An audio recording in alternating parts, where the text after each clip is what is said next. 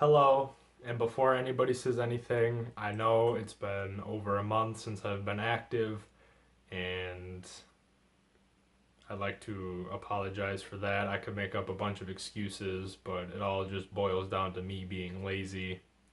So, yeah. I'm making this video to address throwers in general. Everybody from middle school, high school, college, and even professional. Although professionals know a hell of a lot more than I do, and they've been through what I'm about to talk about. But I wanted to address throwers as a general because my indoor season starts next week, Monday, and I've been getting that jittery, excited, nervous feeling, and that's kind of sent my mind into a bit of an overdrive, recalling some thoughts and like where I need to be. So I figured I'd share a couple of stories with you guys to kind of let you know where I'm at. The first story, I guess, will go back to my freshman year in high school. Now, a little context. Um, when I was a freshman in high school, I was a chubby doughboy. I was a lot shorter than I am now, a lot bigger than I am now, and really just began to figure out what a weight room was. So, anyways, there was this senior, my freshman year of high school, who was a varsity football player. He was tall. He was over 6 foot tall. Just a kind of a built guy, good football player, and he wanted to throw discus. Never threw before. This was the senior year. He wanted to throw discus. So if you're like from where I'm from, and usually when your high school track season starts, there's still a lot of snow on the ground, so you can't practice outside. So the first couple weeks you have to practice inside, and to go along with that, we have usually one or two indoor meets where we just throw indoor shot put.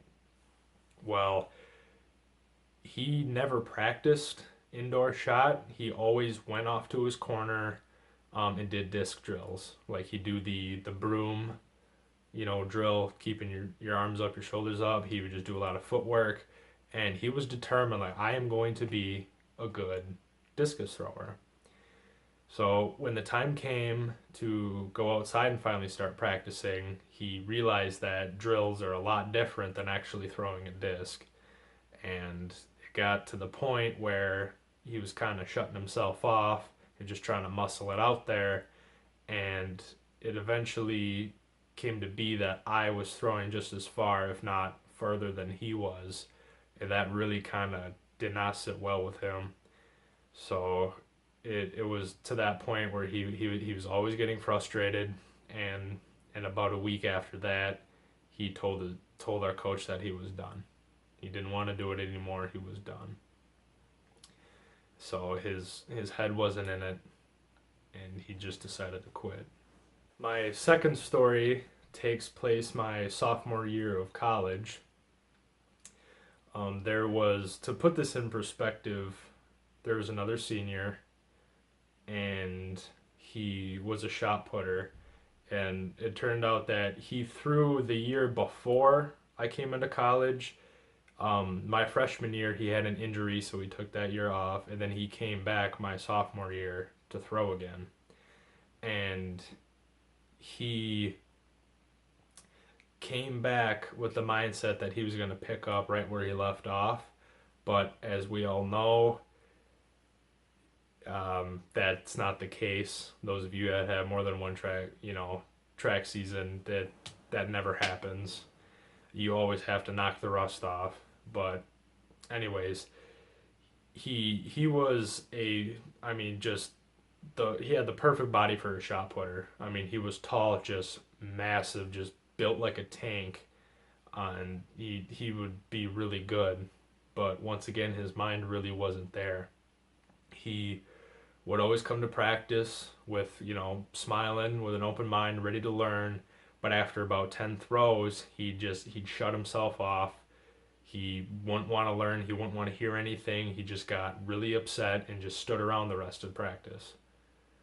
And I mean, it got to the point where he was dragging everybody else's energy down because he was like this all the time.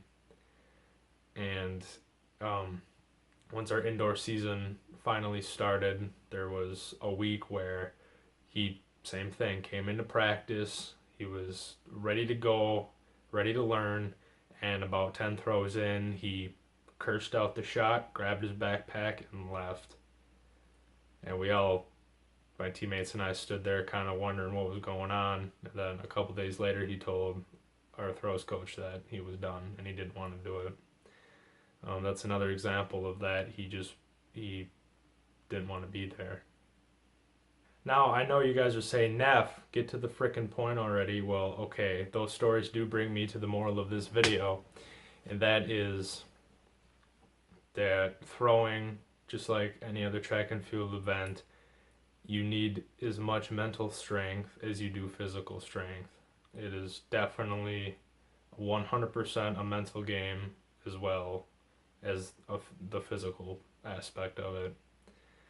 Um, in middle school and high school, you can get around, just cutting corners, kind of half-assing everything, and you can still be pretty good.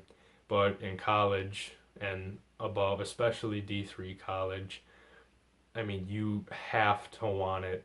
You have to want it. There's no scholarships, there's no rides, there's no any kind of help. It is you that you need to try to be the best that you can be. And if you don't, there's plenty of other things to waste your time on. It's way too much of a time commitment to not give it your all. Between indoor and outdoor, the track and field season in college is one of the longest sports seasons that campuses usually have.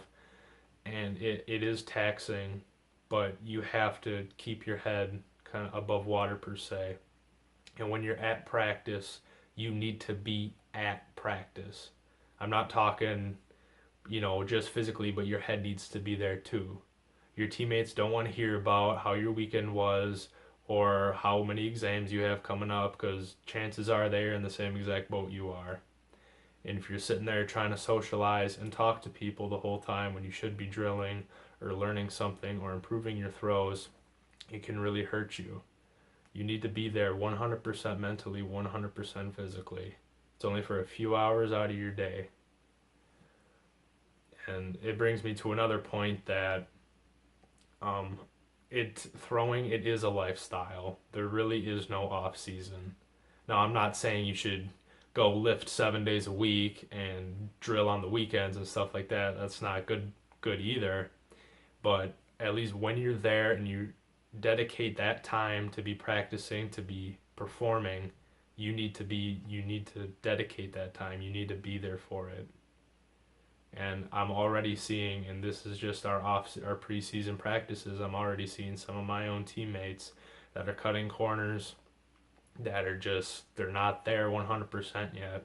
And we have time. I'm not worried about it, but they need to start taking this seriously, because it seems like we have a long time before our first meets, but talking from experience, we don't. It's in a blink of an eye we're going to be competing already. And if we want to get into conference, into nationals, beat ourselves, beat our personal best, we need to get there.